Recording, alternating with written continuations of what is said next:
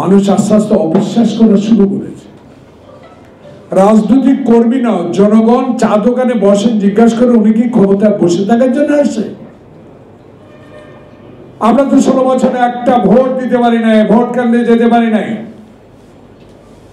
আমরা আশা করেছিলাম এই সরকারের কাছে সরকার যত দ্রুত সম্ভব একটি নির্বাচন দিয়ে আমার ভোট আমি দিব, কেন্দ্রে যাব, পছন্দের সেই প্রার্থীকে ভোট দিব।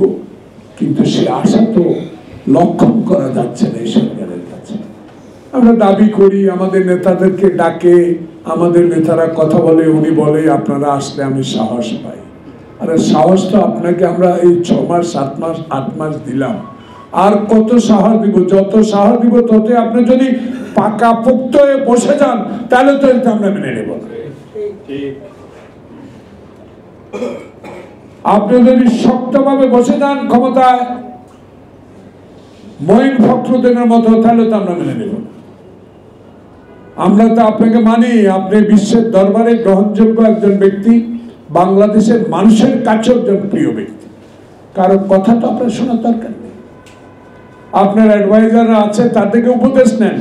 কিন্তু এমন কিছু অ্যাডভাইজার আছে যারা আপনাকে এমন উপদেশ দিবে, যারা আওয়ামী লীগের আমলে আমাদের বিনা কারণে মামলা দিছে, বিনা কারণে জেলে রেখেছে, যারা বাংলাদেশের সাংবিধানিক প্রতিষ্ঠান ধ্বংস করেছে, যারা পুলিশকে পেটুয়া বাহিনী বানিয়েছে, যারা বিজেপিকে ঘরের চাকরের মতো ব্যবহার করার চেষ্টা করেছে, যারা সেনাবাহিনীকেও ধ্বংস করার চেষ্টা করেছে, যারা বিচার বিভাগকে ধ্বংস করে দিয়েছে, যারা বিচারক নিয়ে করেছে দলীয়ভাবে, তাদের কথা রক্ষার জন্য তাদের আপনার আশেপাশে তারাই বসে আছে, তাদেরকে তো এখনো শোনাতে পারে না।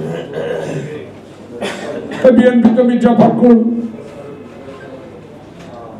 আমাদের রিজভী সাহেব প্রত্যেক দিন কথা বলছেন, একটা অসত্য কথাই তো বলেন নাই, একটা অসত্য কথাও তো বলেন নাই।